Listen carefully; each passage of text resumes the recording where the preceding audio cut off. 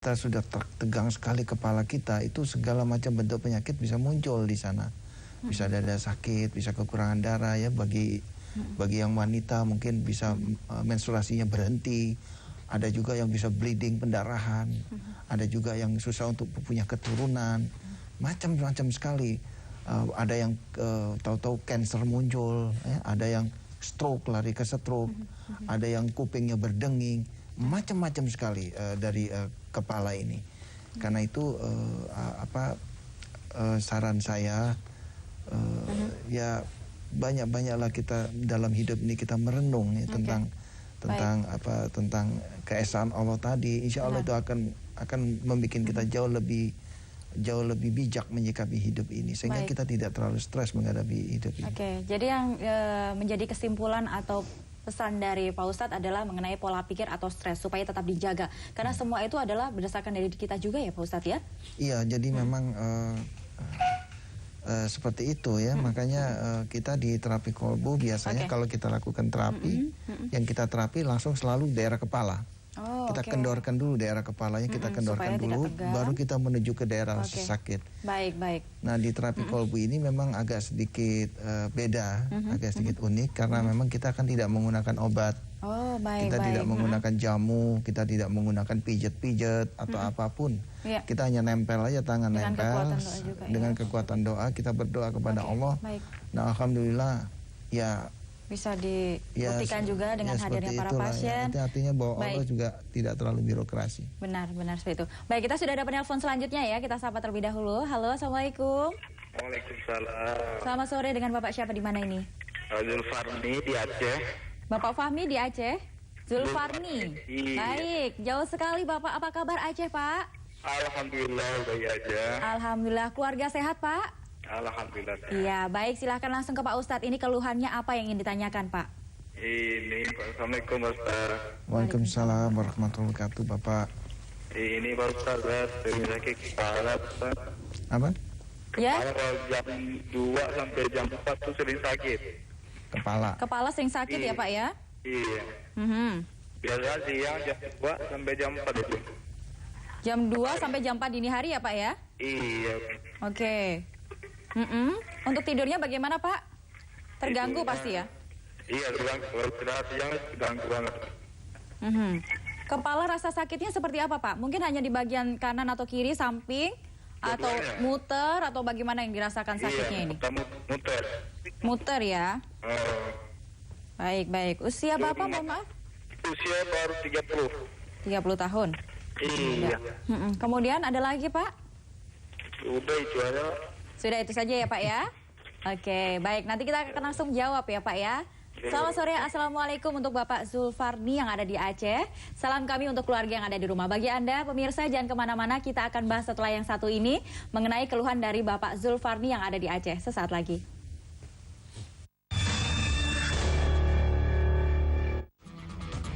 Ini dia.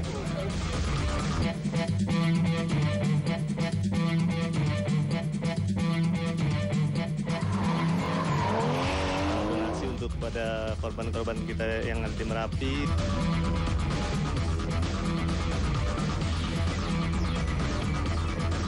Saksikan terus Otomax, more experience, real action hanya di JAK TV.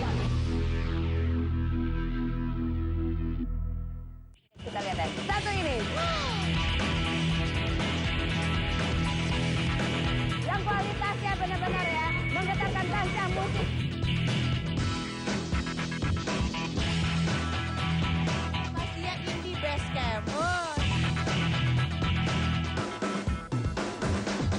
JAK ini the best of indie music hanya di JAK TV.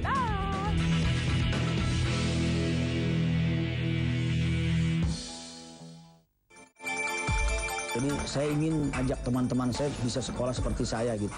Perannya sangat penting adalah di rumah. Saya bukan hanya ada di sekolahan.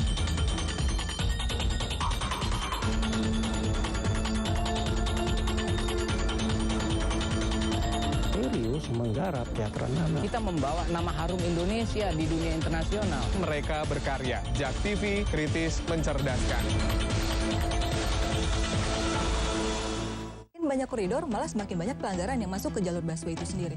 Tidak Mas, itu. saya sederhanakan, tidak perlu miskin apa tidak? Enggak perlu lagi. Semua masyarakat kriterianya apa? Enggak perlu lagi. KTP 100.000 kita sekarang yang gambar Soekarno-Hatta. Nah, nanti itu persis warnanya semua tidak berubah, hanya angkanya. Nolnya jadi public figure kita harus diberitakan karena hak publik harus mengetahui apa yang kita lakukan. Itu kan jadi pusing kita benar. Teroris kan merencanakan untuk menyerang balik kepada aparat keamanan.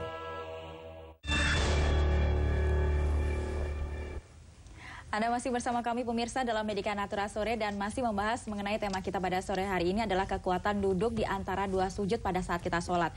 Sebelum kita lanjutkan perbincangan kami sore hari ini, mending langsung saja kita jawab pertanyaan dari Bapak Zulfarni yang ada di Aceh ya Pak Ustadz ya. Iya. Kepalanya itu sering sakit, mulai pukul 2 hingga 4 dini hari sudah susah tidur, muter, berarti istilahnya adalah vertigo ya Pak ya? Ustadz. Iya, jadi tadi Pak Zulfarni ya, saya coba lakukan deteksi, memang ada sedikit vertigo di daerah kepala.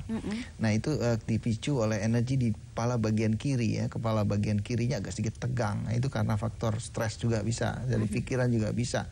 Dan dari deteksi tadi juga terlihat dia turun di daerah pinggang. Ya, daerah pinggang juga agak sedikit mulai keganggu. Nah ini juga yang mengakibatkan sedikit mulai timbul rasa pusing di sana.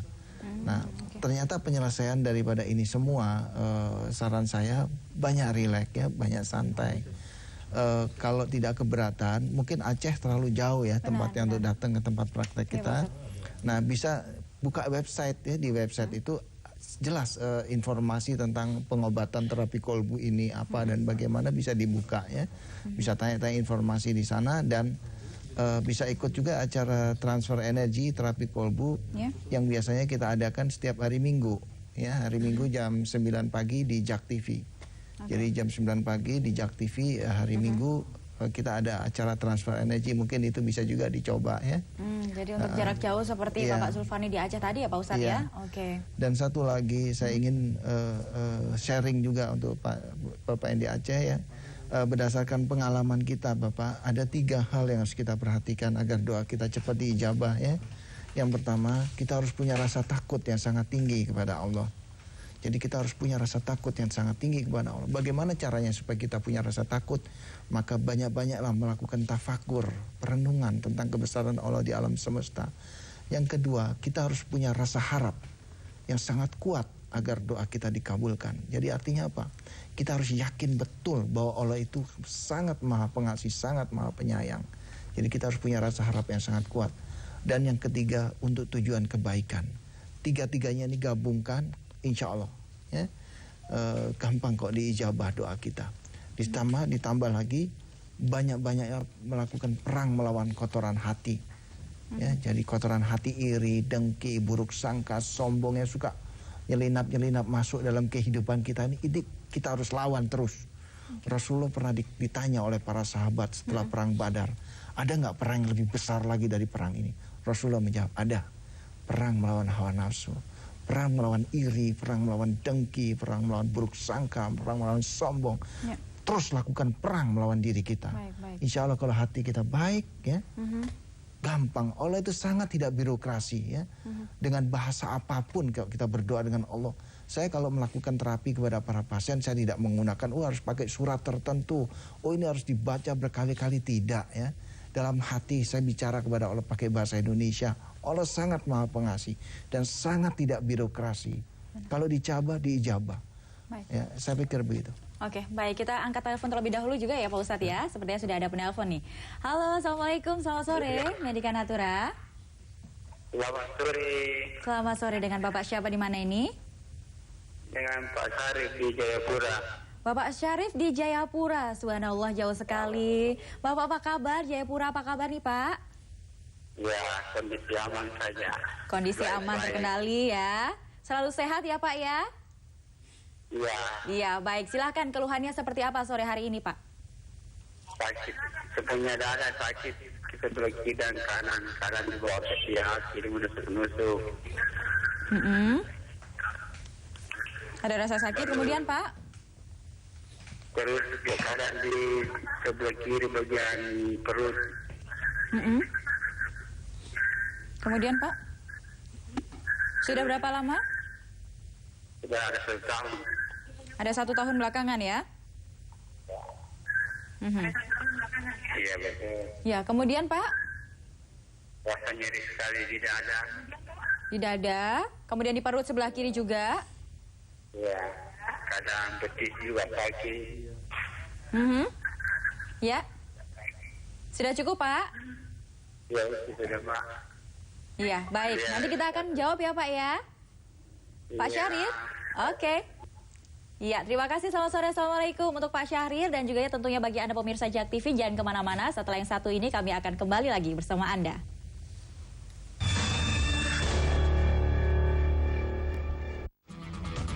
Ini dia.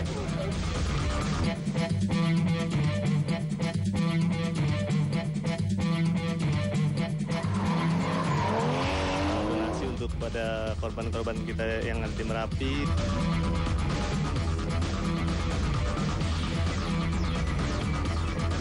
Saksikan terus Otomax More Experience Real Action hanya di JAK TV.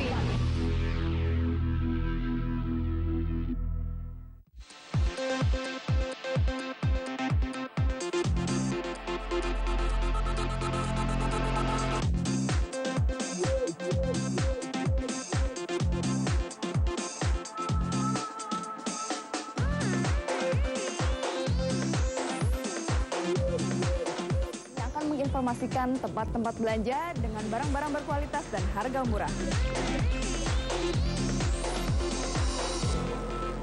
Kita bayangkan Jakarta ya, Jakarta luar biasa macetnya. Dan membatasi penggunaan patwal tadi, maka di daerah pun juga akan malu-malu. Ini mentality baik itu mentality birokrat maupun ini feodalisme kita. Pemerintah itu kan bisa punya passion juga ya.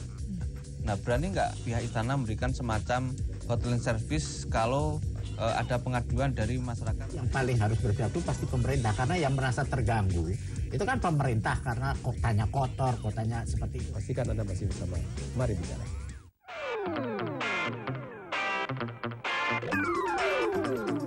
Check it out. Edi, sudah lama namanya Edi. Edi, enak ditonton. Wah, Bo, lemah syahwat nih kayaknya. Ini udah lapar, makan dulu gitu. Peace out. Kayak ngerti aja peace out artinya.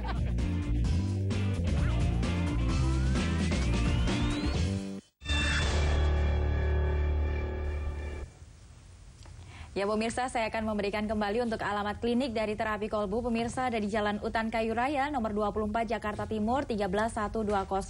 Nomor telepon yang bisa Anda hubungi di 021 858 2029 atau 021 8500413 dan 021 705 80381.